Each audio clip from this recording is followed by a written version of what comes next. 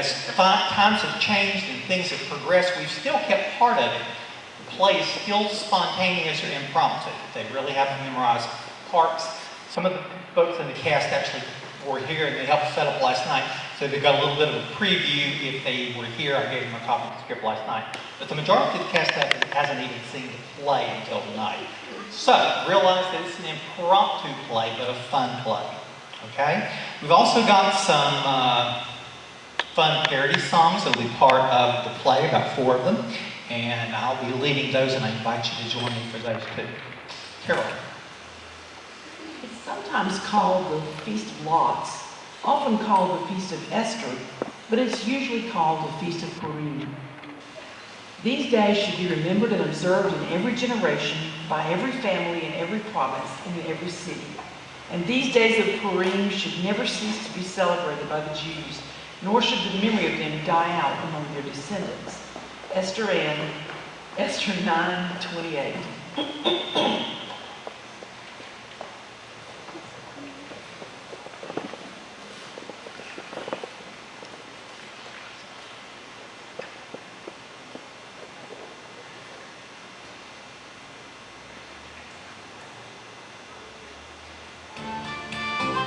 Just sit right back and hear a tale about Purim that started in Persian media on an island called Shushan. There lived a king, a good old guy, who tried to do his best to make the others happy, but it put them to the test. It put him to the test. A plan was made to rid the place of every single Jew. An awful predicament. Whatever will they do? Whatever will they do? The story is an old tale told long ago but true about Esther and Vashti too, Ahasuerus and Mordecai. There's Haman and there's Zeresh too here on Shushan Isle. I'm gonna need a little extra volume in the music when you're doing the music too.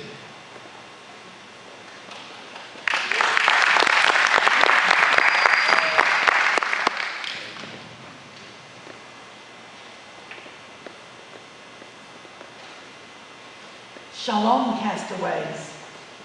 Just sit right back and you'll hear a tale of a fateful trip that started from a tropic port aboard a tiny ship.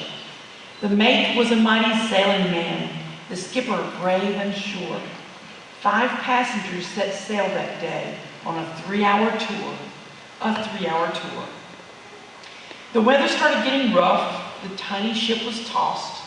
If not for the courage of the fearless crew, the ship would have been lost. The ship would have been lost. Eventually, the ship set ground on the shore of this uncharted desert isle.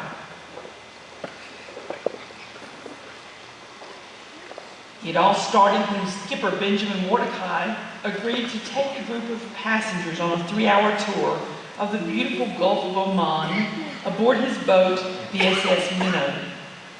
He usually took folks out on fishing trips, but this time the Minnow was chartered for a relaxing 3-hour cruise of the beautiful turquoise blue waters.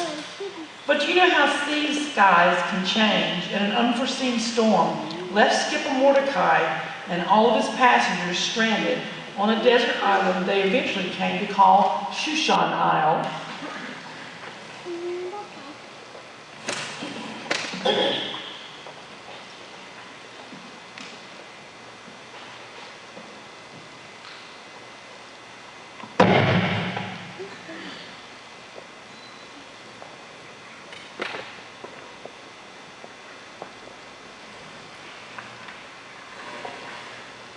Yes, it was a fearful storm.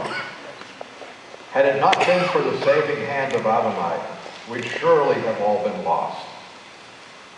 I'm Jewish, from the tribe of Benjamin, and we Jews have long known how to navigate the seas. But I didn't see this severe storm coming.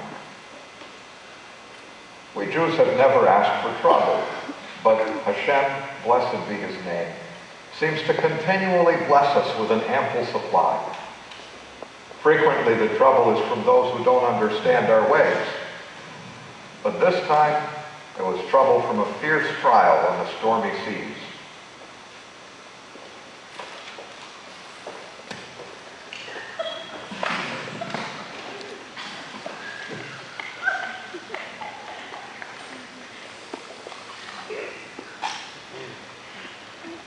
Skipper Mordecai seldom sailed without his first mate and friend, Gilligan ski.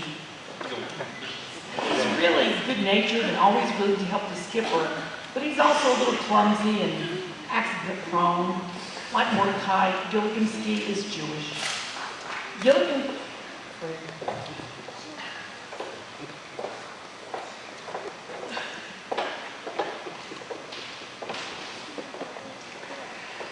My name is actually Gilligansky, but you can call me Gilligan for short. Tell them your whole name. What's your whole name, little buddy? Oh, Skipper, I don't want to. Oh, it's all right, Gilligan. Go ahead and tell them. Okay, Skipper, if you insist. My full name is Gilbert Gilman Gilligansky. Now you can see why I'd rather be called Gilligan. You know, Gilligan, the whole purpose of a child's middle name is so he can tell when he's really in trouble. You should have heard my bubby calling me when I was in trouble. Gilbert Gilman Gilligansky? I imagine you heard that a lot when you were growing up. Oh, a lot of times for sure. Skipper, I'm hungry. Let's have breakfast. Gilligan, we've already had breakfast. Let's have lunch. We've already had lunch. Let's have dinner. We've already had dinner too, Gilligan. By the way, where are those tropical lays the girls made for us? I had a little snack. Gilligan, would you stop talking about food? Skipper, I think we should try writing a note and putting it in a bottle and tossing it into the sea. Look, I already have a bottle. Maybe someone will find it and we'll be rescued. I really want to go back home to Persia, Medea, and eventually I want to make Gilead our homeland, Israel. Go for it, little buddy.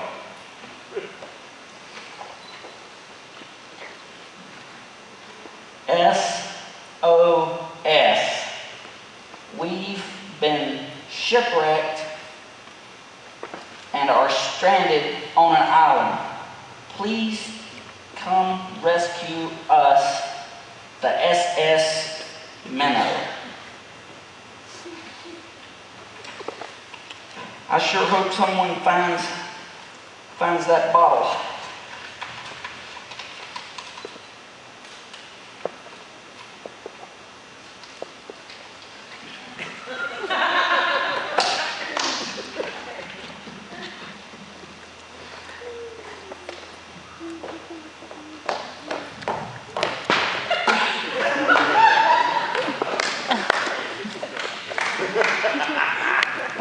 I sure hope someone finds that bottle.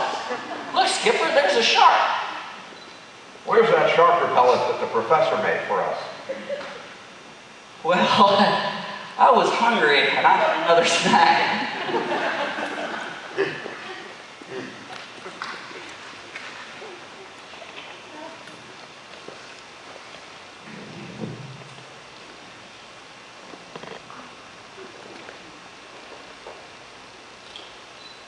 This is Esther Ann Mordecai, a beautiful Jewish girl with a destiny, but she doesn't know it. She's never thought much about getting married, but that's about to change.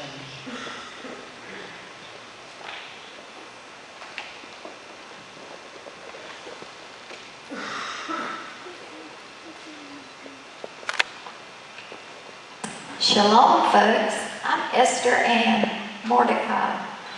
If we were living in Eretz Israel, the land of Israel, I'd be called Hadassah.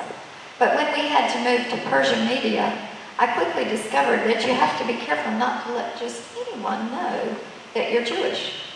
So I chose the name Esther Ann Mordecai.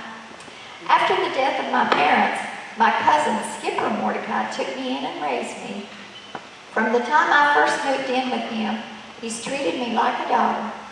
I wasn't even supposed to go on this 3-hour cruise, but when I begged him, he agreed to let me go along. Besides Skipper, Gilligan, and Esther Ann, there were also 4 passengers who were on the SS Minnow on the 3-hour cruise that left them all stranded on Shushan Isle. This is Professor Gideon Ahasuerus. He's known over the entire region for his intelligence, but it's really all book learning.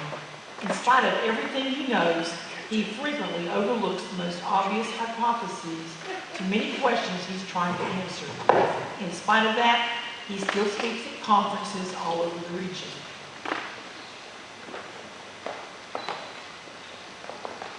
When we left Persia Medea on this ill-fated cruise, I had planned to investigate marine life in this area, including the seaweed and kelp that are growing here. Who would have thought that we all have ended up living here, but we'll just have to make the best of it. There are some fine-looking ladies here, and no one can doubt that I'm the best-looking dude on the island. Everyone does seem to really like him, especially the girls. And like he said, he's not bad looking either.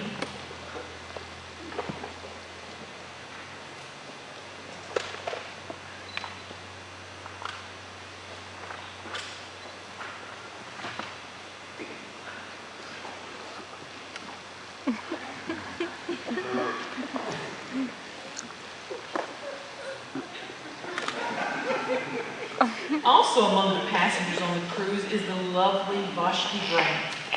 Vashti was a famous theater performer all over Persia Media before being removed. Just a second. Excuse me, for the sake of those who know Susan and don't recognize her, Susan.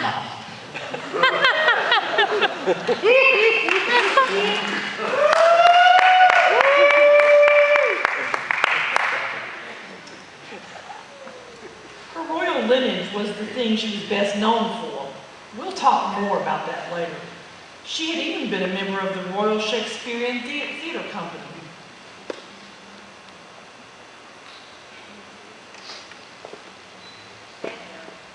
I'm Vashti Grant. Perhaps you've seen me on the stage at Tehran Amphitheater. You might even remember the most notable scene I played there. Listen to this. Happy birthday to you. Happy birthday to you. Happy birthday, Mr. President. Happy birthday to you. I just love acting. I've been thinking about getting married. What kind of a husband do you think that a young lady like me should look for? A single one.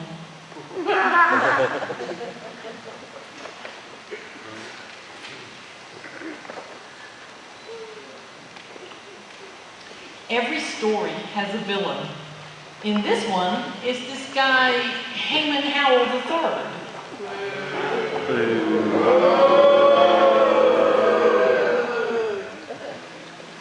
It's customary to show your distaste for him with a boo or a hiss, or by stomping your feet whenever his name is spoken. He's from the nation of Amalek. Maybe you remember when the Jews left Egypt and they were crossing the wilderness? They had to fight against some people of Amalek. As long as Moses' hands were raised, the children of Israel prevailed. So when his arms became tired, Aaron